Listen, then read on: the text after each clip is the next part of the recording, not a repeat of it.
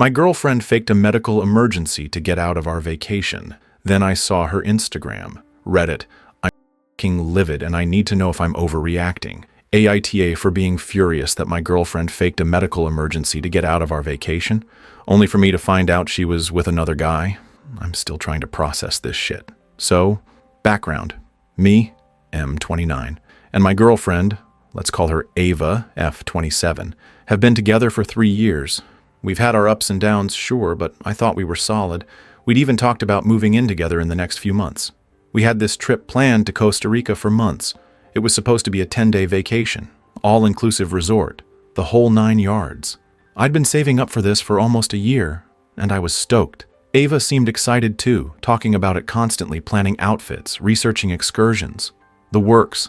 The day before we were supposed to leave, I'm packing my bags, getting everything ready, and Ava calls me, sounding panicked. "Babe, I'm so sorry," she says, her voice all shaky. "I'm at the hospital. I think I have appendicitis." My first thought was, oh shit. I was genuinely worried. I rushed to the hospital, ready to be the supportive boyfriend, hold her hand, whatever she needed. But when I got there, the receptionist told me there was no one checked in under her name. Confused, I called Ava again. She didn't answer. I texted her, "Where are you?" They said, "You're not here."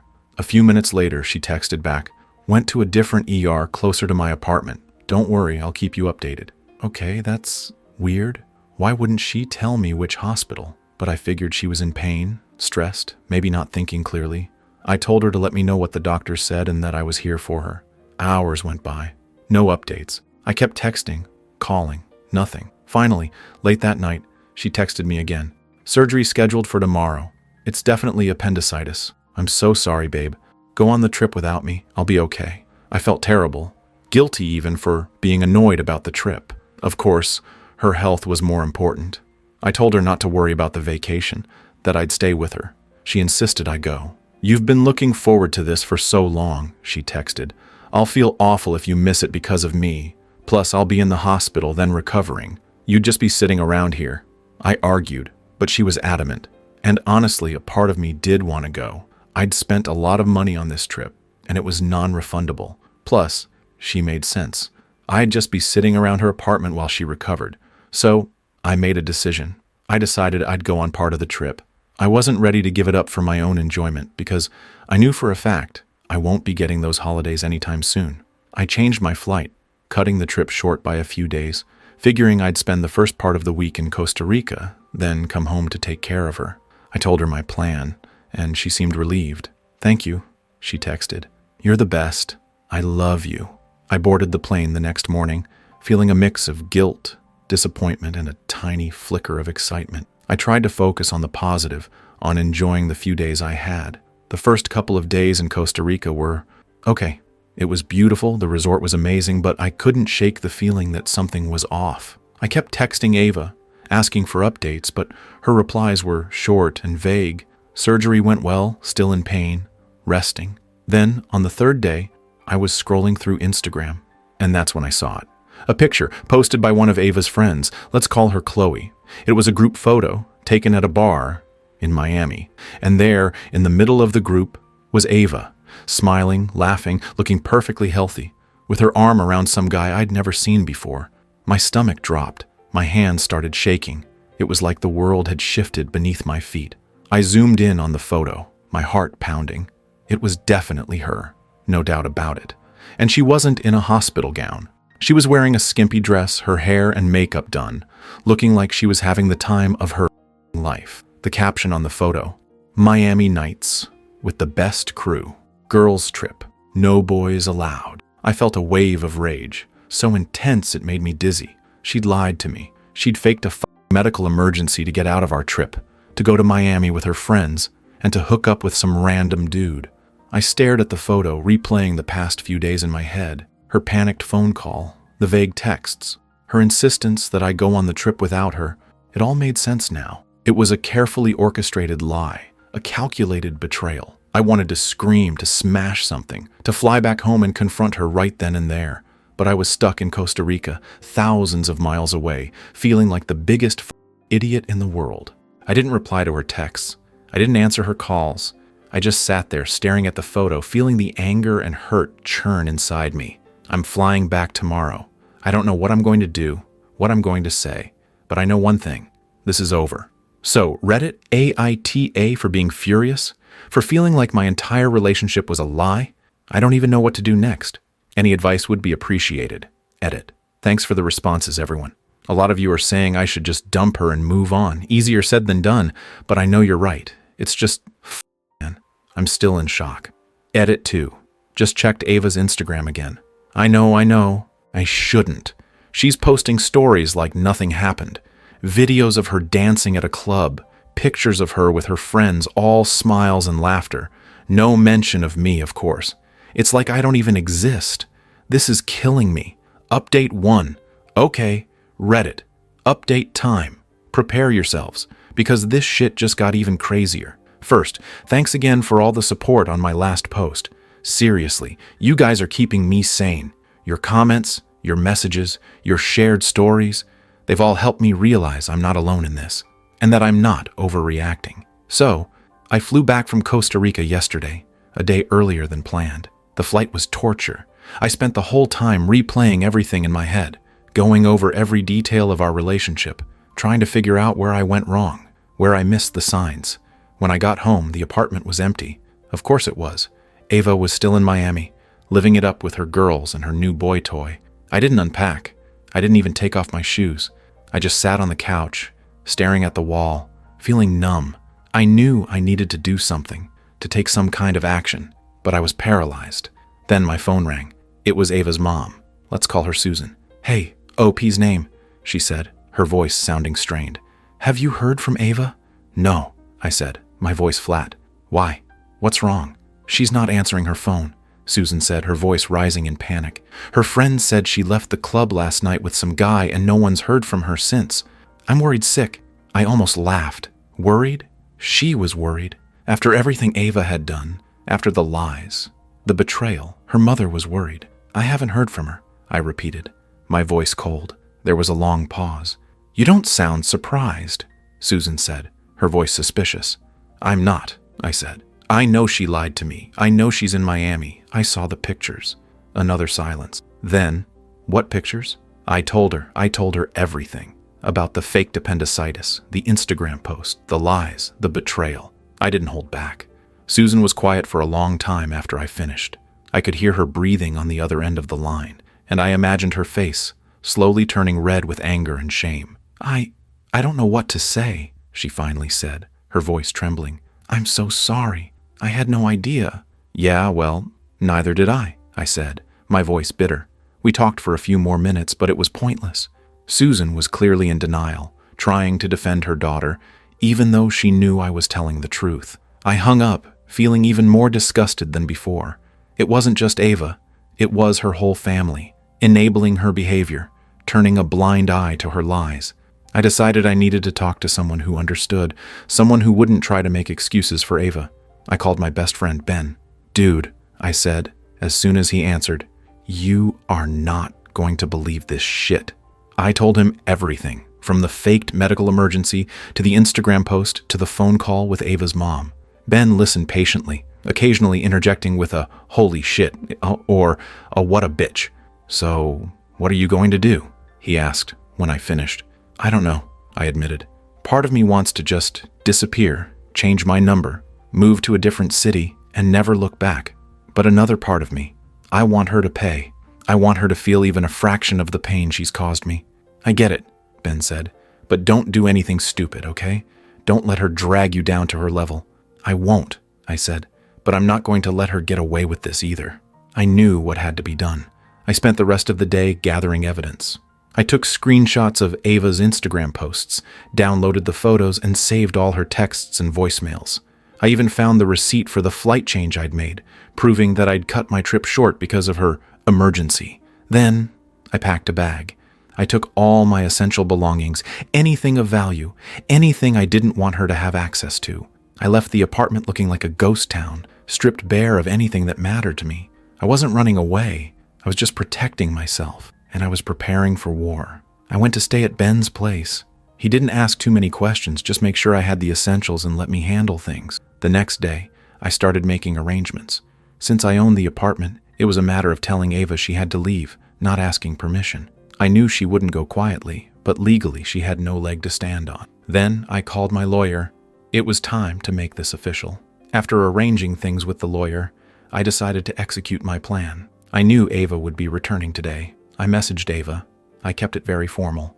Ava, I have received information that makes it clear our relationship is over. I am terminating the lease on our shared apartment, effective immediately. You will need to make arrangements to retrieve your belongings. Please coordinate with the building management for access. Do not attempt to contact me directly. I sent the message, then immediately blocked her number. I didn't want to hear her excuses, her lies, her pleas. I was done. I knew this was going to be a shit show. I knew she'd be furious, that she'd try to retaliate, but I didn't care. I was ready. I drove by the apartment a few hours later, just to see what would happen. I parked a block away, where I could see the entrance without being seen. And then I waited. It wasn't long before I saw her. Ava, walking up to the building with a suitcase and a duffel bag, looking like she'd just stepped off a plane. She probably expected to walk right in to find me waiting for her, ready to forgive and forget. She reached the door, tried her key, and then frowned. She tried it again, then again. Nothing. I watched as she pulled out her phone, probably to call me, then remembered she was blocked. She started banging on the door, yelling something I couldn't hear. A few minutes later, the building manager came out. I couldn't hear their conversation, but I could see Ava's face turning from confusion to anger to disbelief. She gestured wildly, pointing at the door, at her phone, at the sky. The manager just shook his head, pointing at a piece of paper in his hand. It was beautiful, it was brutal, and it was exactly what she deserved. I watched as she slumped down on the steps, her head in her hands, the picture of defeat. And for the first time since I'd seen that Instagram post, I felt a sense of peace. Update 2. Right. So last time I updated, I'd just delivered the eviction notice and locked Ava F, 27, ex-girlfriend, and world champion liar out. I was feeling a mix of rage, relief, and a weird sense of what the fuck just happened. I crashed at Ben's. My best friend, M30 and generally awesome dude, place for a few days, mostly to avoid any potential drama at the apartment. Ben, bless his heart, just listened, made me coffee, and didn't ask too many questions. He's been through some shit with his ex, so he gets it. Not exactly the same situation, but he understands the feeling of having the rug pulled out from under you. The first couple of days after D-Day, Divorce Day, Deception Day, I'm still workshopping the name, were a blur of legal crap, logistics, and trying to keep my head above water. I changed the locks on the apartment, twice, just to be sure. I made it obvious that she is not welcomed. I forwarded all of Ava's increasingly unhinged emails and texts to my lawyer, who just chuckled and said, "Keep 'em coming." And, oh boy, were there texts, and calls, and emails, from Ava, from her mom, Susan, who, by the way, went from worried sick to "you're a monster" in about 0.5 seconds, from a few mutual friends who clearly hadn't gotten the memo about Ava being a pathological liar. The messages ranged from the pathetically sad, "I made a mistake. Please talk to me, I love you," to the furiously angry, "You're ruining my life. You'll regret this," to the downright delusional, "We can work this out. Just give me another chance." I ignored it all, blocked, deleted, reported as spam. I wasn't interested in her excuses, her apologies, or her threats. I was done. Then came the family drama. Oh boy, was that fun. Ava's sister Olivia, F29, reached out to me. Now, Olivia and I have always gotten along. She's the reasonable one in that family, the one who sees through the bullshit. "Hey," she texted. "I heard about everything. I'm so sorry, my sister is an idiot." We ended up talking on the phone for over an hour. Olivia told me she'd suspected something was up with Ava for a while. Apparently, Ava had a history of lying and manipulating situations to her advantage. She'd even cheated on previous boyfriends, but always managed to spin it so she was the victim. "I tried to warn you," Olivia said, sounding genuinely upset. "A few months ago, I remember. But I didn't want to overstep and I didn't have any concrete proof. I had a bad feeling about her. Hearing that from Ava's own sister was validating in a weird way.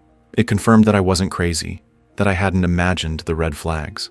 Olivia also filled me in on the current state of Ava's life. Apparently, she was staying with their parents, back to square one, and she was not handling things well. She'd lost her job, turns out faking a medical emergency to go on a secret vacation with another guy as grounds for termination, who knew?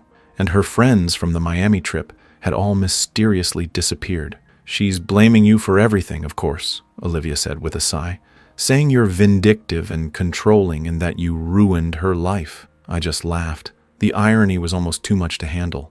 After talking to Olivia, I felt a shift in my mood. The anger was still there, simmering beneath the surface, but it was joined by something else, a sense of resolve. I was done being the victim. I was done letting Ava control the narrative. It was time to take back my life. And that's when the Costa Rica idea started to form. It wasn't about revenge, not exactly. It was more about reclaiming my own experience. Ava had stolen my vacation, my money, my peace of mind. I wasn't going to let her steal my sense of humor too. So I started small. I went to a local grocery store, bought a pineapple, a coconut, and a ridiculously bright Hawaiian shirt. I put on the shirt, grabbed a sunglasses, and took a picture of myself in my living room, holding the pineapple like it was a trophy. I posted it on Instagram with the caption, "Roughing it in Costa Rica. Solo trip. Appendicitis. Free. Living my best life." I tagged a few mutual friends, the ones I knew would get the joke, and waited. The reactions were immediate. A few people laughed, a few sent supportive messages, and a few, the ones who were still on Team Ava, left confused or angry comments. I ignored the negative ones. Then I took it up a notch. I went to a local craft store and bought a bag of sand. I spread the sand on my living room floor, making a huge mess, I'll admit, set up a beach chair, and put on a pair of swim trunks. I mixed myself a ridiculously fruity cocktail, complete with a little umbrella, and took another picture. This time the caption was, "Beach Day, soaking up the sun and avoiding all medical emergencies. Shark Costa Rica vibes. Shark fake tan real fun." I tagged even more mutual friends, and this time the reactions were even stronger. People were starting to get it. They were seeing the absurdity of the situation, the humor in my response. And then I started getting messages from people who had actually been on the trip with Ava, people who had seen her with the other guy, people who knew the truth. They were sending me screenshots of Ava's frantic texts, her desperate attempts to explain away the Miami photos, her increasingly unhinged social media posts. It was like a dam had broken. The truth was out, and there was no stopping it. I kept going with the Costa Rica theme. I printed out pictures of tropical beaches and taped them to my windows. I bought a cheap, inflatable palm tree and put it in my living room. I even started leaving out-of-office replies on my work email saying I was currently unavailable due to unforeseen circumstances, involving a tropical paradise and a severe lack of appendicitis. It was ridiculous. It was over the top, and it was exactly what I needed. It was a way of taking back control, of turning the tables on Ava, of making her face the consequences of her actions in a way that was both humorous and deeply unsettling. Then I messaged one of Ava's friend who was in the picture, the one who posted on her Instagram, and I messaged her casually, "Hey, just wanted to ask, how's Ava doing?" She replied instantly, stating she is not good. She had a huge fight with her parents and is not able to get through you. I thought, how surprising, so I texted her. I saw pictures of Ava on Instagram. She looked like she was enjoying. And I got a reply. It was just for the pictures. She was miserable. I knew it. I was laughing.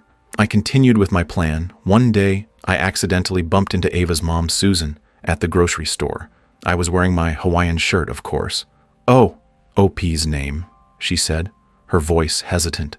How are you?" "I'm fantastic, Susan," I said, beaming. "Just got back from a little solo trip. Much needed, you know? Cleared my head. Highly recommend it." Her face went pale. She knew exactly what I was doing. I heard about Ava," she said, her voice barely a whisper. "She's not doing well." "Oh, that's a shame," I said with feigned sympathy. "Maybe she should try a tropical vacation. It really does wonders for the soul." I left her standing there speechless and walked away whistling a cheerful tune. The final touch came a few days later. I threw a welcome back from Costa Rica party for myself. I invited all our mutual friends, the ones who had supported me, the ones who knew the truth. I decorated my apartment with fake palm trees, beach balls, and tiki torches. I even made a signature cocktail called the Fake Appendicitis. It was a blast. Everyone laughed, danced, and celebrated my newfound freedom. And I knew, without a doubt, that Ava would hear about it. She'd see the pictures, hear the stories, and realize that her attempt to ruin my life had backfired spectacularly. A week after the party, Ava tried reaching me one last time. She showed up unannounced at my work. I was in a meeting when my receptionist buzzed me, sounding flustered. OP's name, there's a Ms. Ava's last name. Here to see you. She says it's urgent. My heart started pounding, but I kept my voice calm. Tell her I'm unavailable. I did, the receptionist said, but she's insistent. She says she won't leave until she talks to you. I sighed. This was exactly what I'd been trying to avoid. I didn't want to see her, didn't want to hear her excuses, didn't want to give her any more of my time or energy, but I knew I couldn't just ignore her. It would only make things worse. Okay, I said. Send her to conference room B. I'll be there in 5 minutes. I took a deep breath, steeled myself, and walked down the hall. Ava was sitting in the conference room, looking like a wreck. Her eyes were red and puffy. Her hair was a mess, and she was wearing the same clothes she'd been wearing when I last saw her, the ones she'd worn to pretend to go to the hospital. It looked like she hadn't changed or showered in days. What do you want, Ava? I asked, my voice cold. She looked up at me, her eyes filled with tears. I wanted to apologize, she said, her voice trembling. I know I messed up. I know I hurt you, but I didn't mean for it to go this far. You didn't mean for it to go this far? I repeated, incredulous.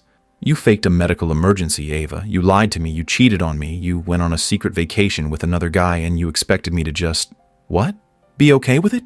I was confused, she said, her voice rising. I didn't know what I wanted. I was stressed. I was unhappy. And that justifies lying to me for months?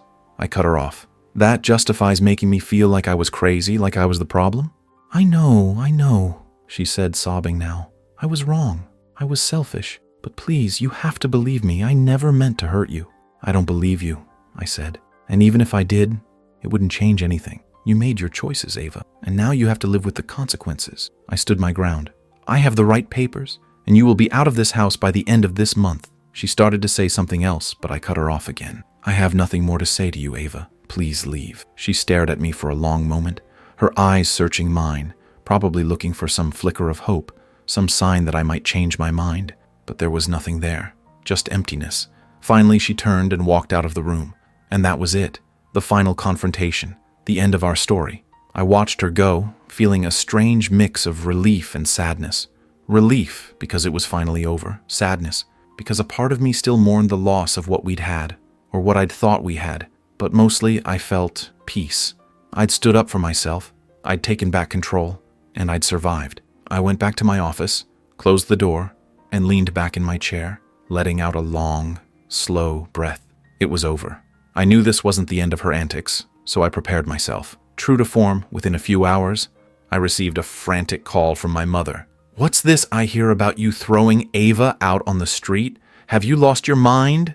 I calmly explained the situation, emphasizing that I owned the house and that Ava had been systematically lying and cheating. My mother, surprisingly, was more receptive than I'd expected. She'd always liked Ava, but she also valued honesty and respected my decision.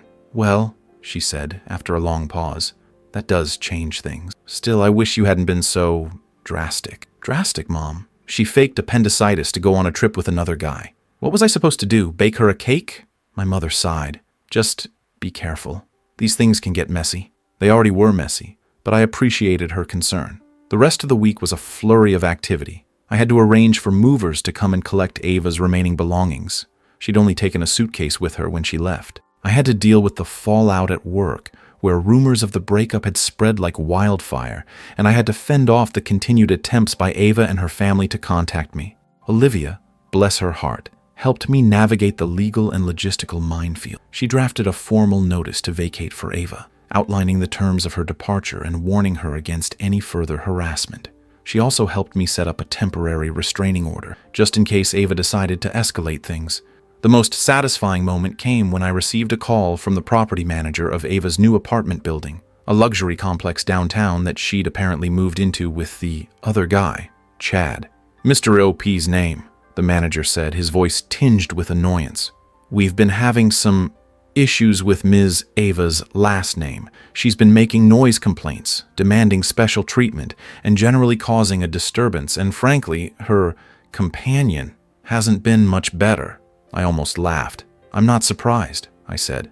We've also received some concerning information about Ms. Ava's last name's past behavior. The manager continued, specifically about a fabricated medical emergency and a misappropriation of funds. It seemed word of Ava's exploits had reached even her new landlord. I understand, I said, trying to sound sympathetic. I wish I could help, but I'm no longer responsible for her actions. The manager sighed. Yes? Well, we'll be dealing with it accordingly. I just wanted to give you a heads up in case she tries to contact you again. Thank you, I said. I appreciate it. That conversation was the final nail in the coffin, I think. Ava's carefully constructed facade was crumbling, and she was facing the consequences of her actions, not just from me, but from everyone around her. A few weeks later, the divorce was finalized. It was a surprisingly anticlimactic event. I signed some papers, my lawyer shook my hand, and that was it. 5 years of my life, reduced to a stack of legal documents. I didn't feel anything special, just a quiet sense of closure. It was over. I was free. I'm not going to say I'm completely healed. There are still moments when I feel a pang of sadness, a flicker of anger, a lingering sense of betrayal. But those moments are becoming fewer and farther between. I'm focusing on myself now, on my work, on my friends, on rebuilding my life. I'm going to the gym regularly, eating healthy, and even started taking guitar lessons, something I'd always wanted to do but never had the time for. I'm also surprisingly enjoying being single. I'm not rushing into anything, but I'm open to meeting new people, to exploring new possibilities. I'm realizing that I don't need a relationship to define me, that I'm perfectly capable of being happy on my own. As for Ava, I honestly don't know what she's up to. I've blocked her on everything, and I've asked my friends not to give me any updates. She's not my problem anymore. I heard through the grapevine that she and Chad broke up, that she's moved back in with her parents again, and that she's struggling to find a new job. I'd be lying if I said I didn't feel a tiny bit of satisfaction from that, but mostly, I just feel indifferent. She made her choices, and now she has to live with them, and I'm making my own choices, building my own life, and finally, putting myself first. So, that's my story. Read it. It's not a fairy tale, and it's definitely not pretty, but it's real, and it's mine, and I'm okay with that. More than okay, actually. I'm good. Thanks for listening. That's all for this story. I'll be back with another one. If you haven't already, please consider subscribing to the channel. It motivates me to create more content like this.